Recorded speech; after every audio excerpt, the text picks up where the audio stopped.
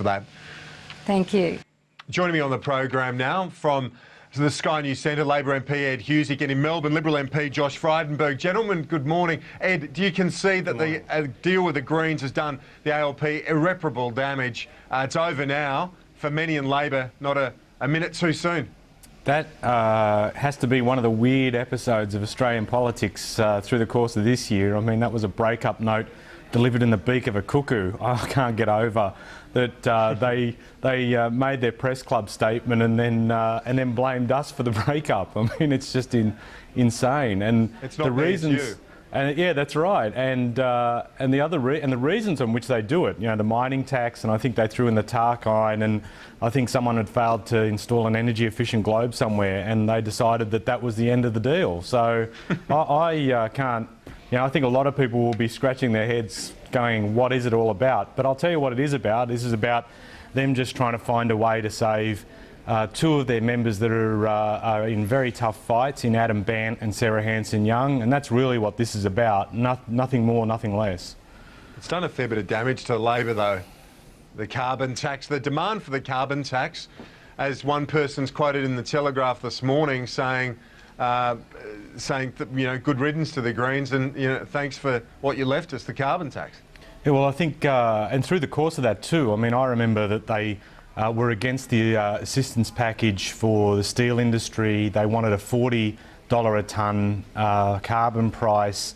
They were really, you know, pushing for effectively the choking of the coal industry in Australia, things we resisted all the way through. So, you know, again, I come back to the point, it's a bizarre act, you know, by a party that, you know, you can't work out which way they actually make their decisions.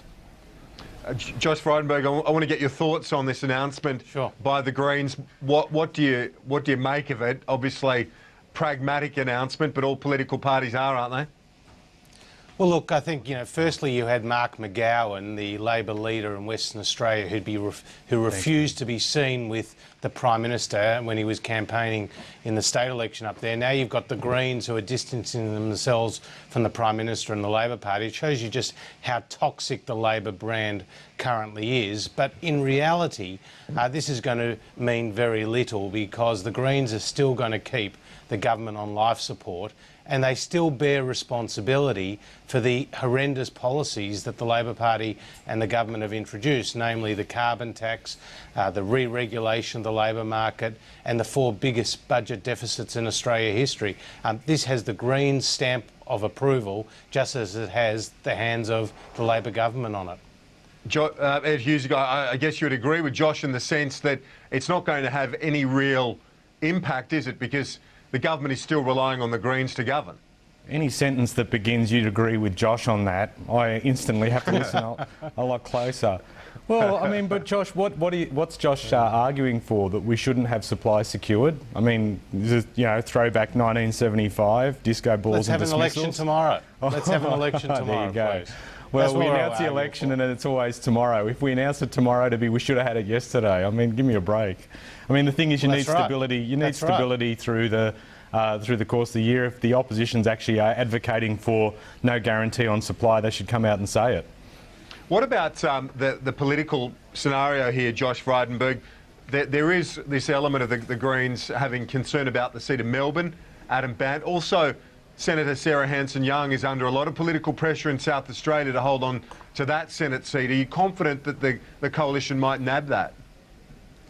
Well, I mean, I think that there is product differentiation going on here, and Ed is right. There are a number of Greens members, both lower and upper house, who are in the battles of their lives. And I think, you know, ever since they changed leader from Bob Brown to Christine Milne, a bit of the gloss has gone out of the Greens. And there are a lot of people out there who know that the Greens bear responsibility for these horrendous policies that the government has introduced. So I think there will be payback for the Greens. I think the support in the electorate may have peaked, but at the same time, you know, the coalition's real enemy is the Labor Party.